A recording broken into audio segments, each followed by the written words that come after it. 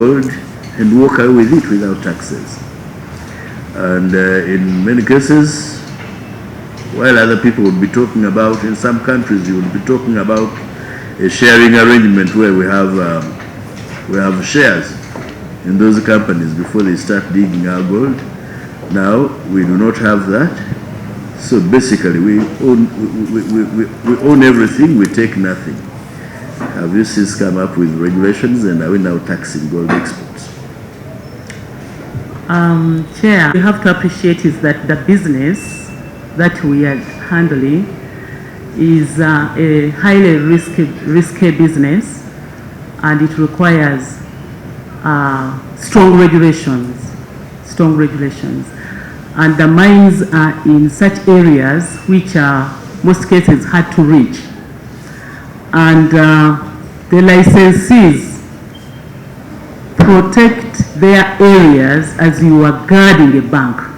You're dealing with people who are getting gold, this much, and its value is very high.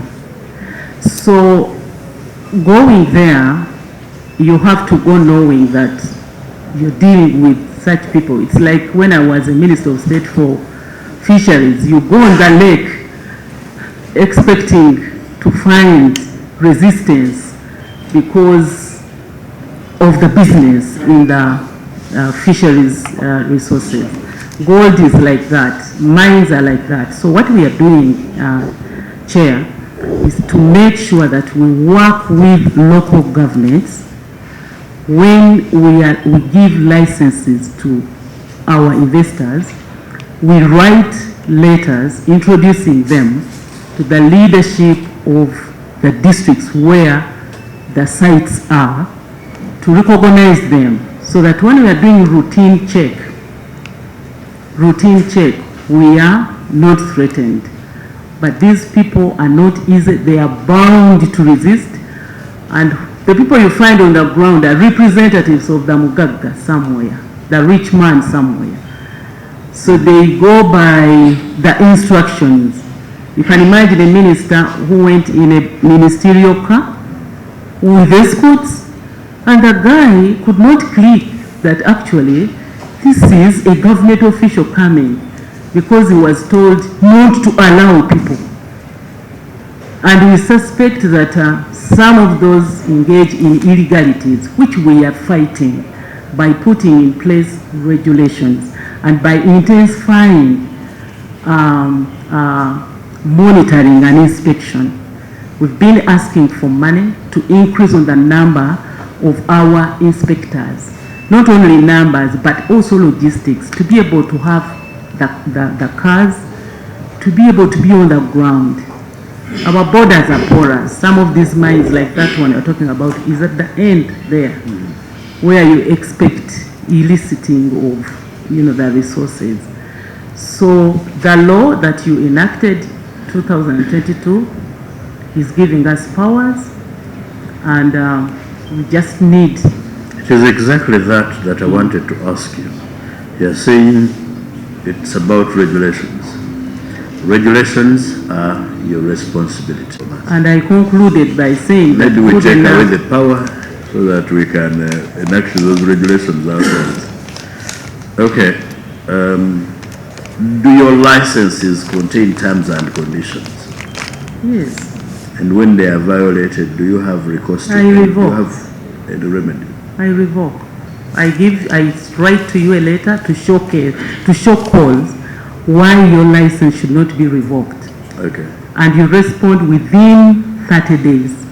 If I'm not satisfied, I write to you revoking, and I have revoked some licenses.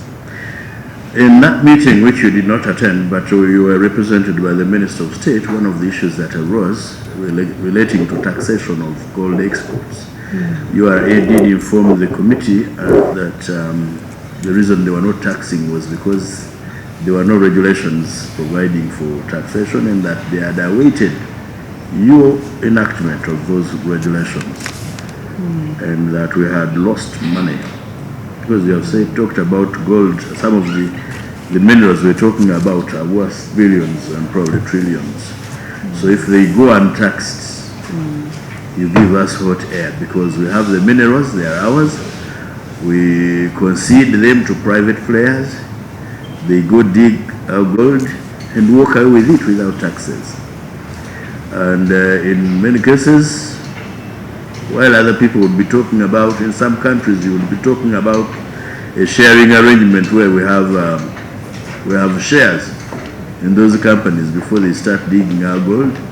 Now we do not have that. So basically we own everything, we take nothing. Have you since come up with regulations, and are we now taxing gold exports? Chair, processed gold is levied at 200 USD. This 200 US dollars. Yes. A kilogram of gold. Yes. And this came from, this is a harmonized figure from the refineries. At that time, I think there were 9. I remember this debate was on the floor of Parliament some time back. And some of the refiners were complaining, they didn't want to pay, others wanted to pay. So Cabinet also discussed it. And when I appeared before Parliament that time, I remember I told the Speaker about the instructions I had from Cabinet. That what? Telling me not to levy. Yes, at that time. I'm not doubting, I'm only questioning the wisdom in that.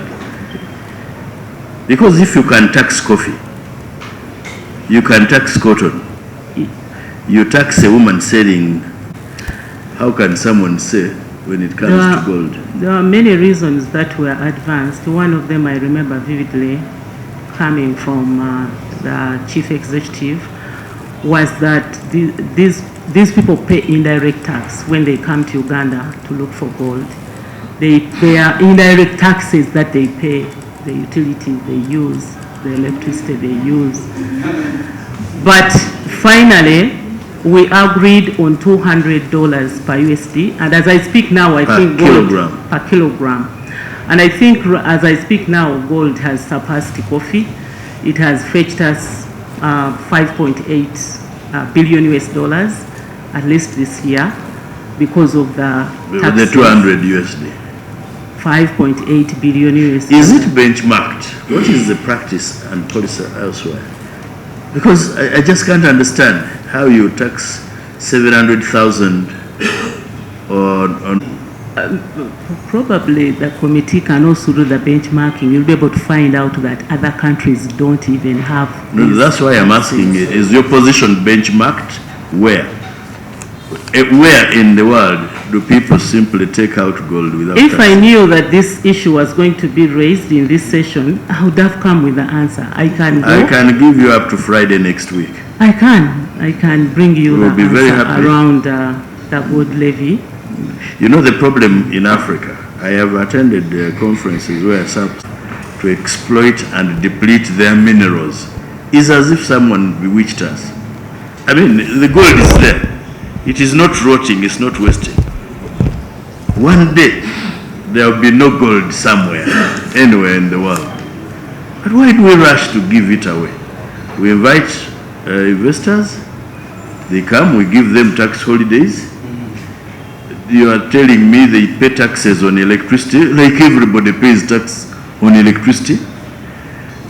Indirect taxes, even that woman selling maize pays indirect tax, because when she's carried in a taxi from Chibuye to Chengera, part of the taxes are transferred on to that woman.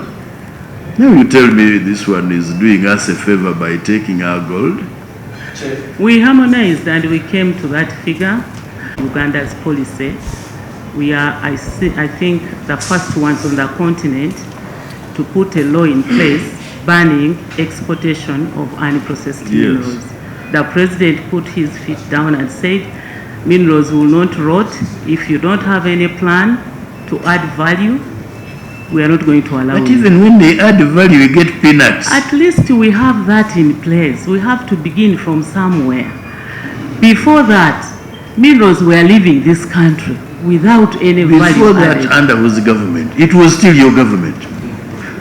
See, when you see before that, even before that, you were the ones. Anyway, let me hear from... I didn't know that Uganda has been under one government since it was created. But when it has not been under one government. When did you start digging our gold in those quantities? Mr. said this is a risky business, and I was waiting for words to follow. Risk in its nature or risk in the people involved. But thanks God, she went ahead and said, when we go to those junior people, they talk about a big person behind. And that's why we wanted strong regulations. Now, my simple question is, these strong regulations, have they helped you to identify those strong people and untouchables? Because the small ones are using the names of the strong people. Could you kindly tell us at least 3 where the strong regulations have helped you? Second, Chair, on the city can get about 5.8 billion US dollars. You are now overriding coffee. But let me ask you, are you comfortable with it? Because we are saying, at least now, that means the strong identified people whom you can't mention, still you would have collected even more than 20 billion US dollars. But at least we are comfortable with 5.8. Would you also want to address your mind to the price of gold, a kilogram of gold in the world market? Probably the minister will help us. Once the untouchables are controlled, then the real prices and the real figures of the kilograms being exported will be clearly identified. The big ones are not taxed. Just not. Honorable Kasiru MP, Elijah Okupa. We know that the taxes or the levies is by an act of parliament. So would you, Honorable Minister, need to harmonize, because you are saying it is a directive from the cabinet, because all the levies, all the taxes URA collects is by an act of parliament. So Honorable Kupa, the minister does not have the power to decide when we're passing the budget, but that is for the discussion. Two, Chair, on the matter that you raised, last week IGG directs URA to collect taxes from the gold dealers, and they gave them 60 days, just last week. And these companies that have defaulted in the payment of tax, because IGG ordered to recover about 38.7 to 40 billion in unpaid gold export taxes.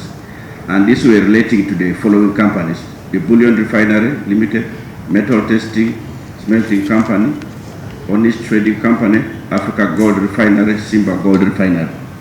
Now, if the ministry is single full are paid, but now again IGG is getting to, you are giving them 60 days as of last week, directly you are to collect taxes from these companies. And this is on the matters on what you are talking about, because we have been on this thing back and forth. So I don't know now, because now I don't know, maybe IGG picked it from our reports or what. So now you can see that I don't know who is now doing the right thing.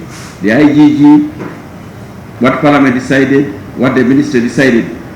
I think we need to harmonize this, because this issue of this whole thing is back and forth. Now IGG has come in, is giving URA 60 days. So you don't know what will happen after that.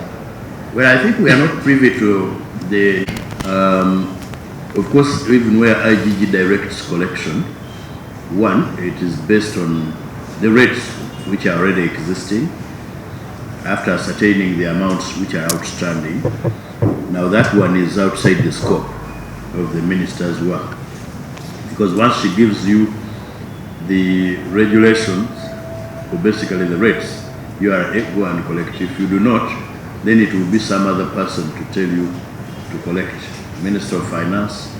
Now IGG, if she senses it is maybe there is an act of corruption in not collecting. It has also been said that some of these gold dealers are left scot-free because they are somehow related to government. Government, not you, but government, Government is a collection of men and women ruling a country. Looking at the list of these concessionaires, the people you have licensed to pick our gold from the ground, would you want to share this with us?